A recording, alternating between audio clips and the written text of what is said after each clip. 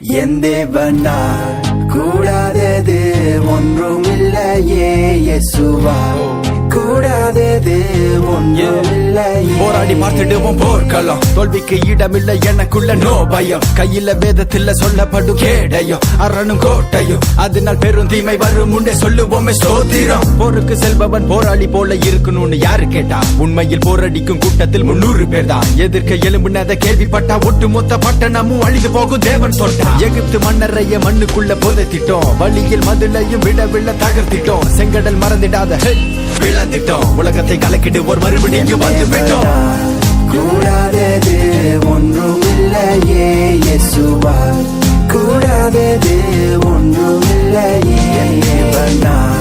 கூடாதது ஒன்றுமில்லையே இயேசுவா கூடாதது ஒன்றுமில்லையே.